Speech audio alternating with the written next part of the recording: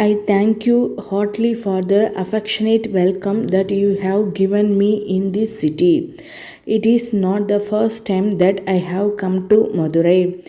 In a way, I have become familiar with this city, having visited it several times before.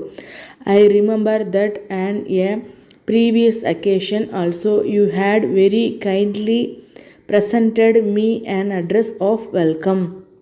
Many changes have taken place between that day and today. Those who had seen Madurai in the year 1950 when I came here for the very first time, and those who see it today will realize that a tremendous change has taken place in the interval in the city and in the country at large. In India today, the first and foremost duty of local bodies such as the municipalities and the panchayat unions is to do their utmost for the benefit of the people within their respective jurisdictions and to discharge their functions very efficiently.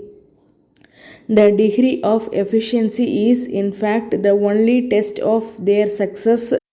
I think that their main concern should be sanitation and conservancy, the running of hospitals, the provision of education, and the supply of good, healthy, and clean food, including milk. Besides these, the municipalities should pay special attention to improving the condition of the poor people who at present live in slums within the municipal areas. The functions of the panchayat unions is usually to keep the roads in good condition, to maintain and run hospitals, and to provide education. It is also their function to help the people fight epidemics and aid in the improvement of agriculture and the conditions of life generally. Even if we do not for the moment take the state and union governments into consideration, it can be said that these local bodies have adequate powers whereby they can make a very great contribution towards making the people happy and prosperous. The local bodies also provide an opportunity to the people to acquire training in administration. They can, by experience, gain a clear grasp and idea into the problems affecting the city and district administration. These problems relate not to an individual but to various groups, and therefore local government serves as a training ground for public life.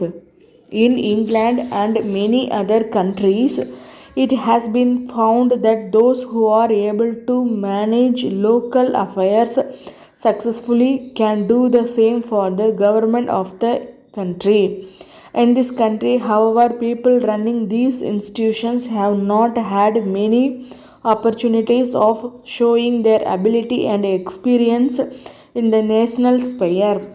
I feel therefore that it is your duty to train up people who are able to honest and sincere and are imbued with the spirit of service. I hope that the whole country will thus be able to benefit by such experience.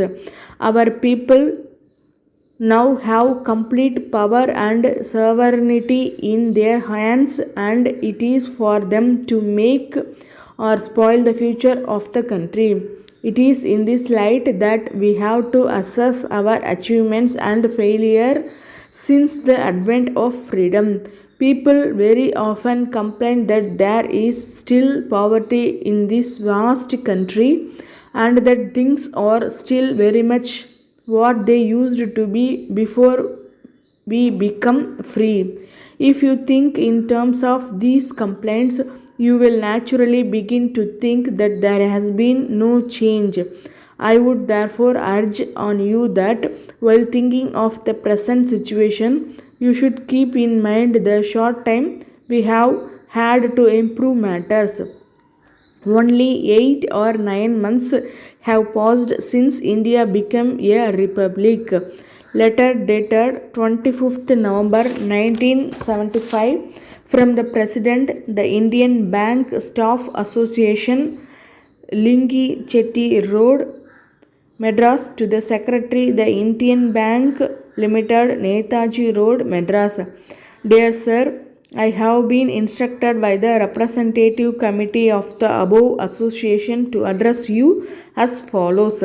With reference to your letter number 45 dated 12th instant, my committee notes with satisfaction that the authorities are going to take steps to reduce the working hours of the staff of the accounts department at the head office. They fully appreciate how hard it is to devise a system that will be foolproof against the balancing difficulties. They suggest, however, that one of the best ways of solving the problem is the appointment of a late duty staff. The clerical staff leave rules provide that 14 days leave on full pay shall be earned for each year's service, cumulative up to 1 month. My committee requests that such leave should be made cumulative up to 2 months instead of 1 as at present, and to instruct the heads of departments to consider leave applications more favorably than in the past. In conclusion, my committee hopes that the above suggestions, the implementation of which is essential for the yearly improvement of the general working conditions of the bank employees, will be received by the authorities in good spirit. We hope you will be pleased to issue favorable orders on your above presentation. Yours faithfully,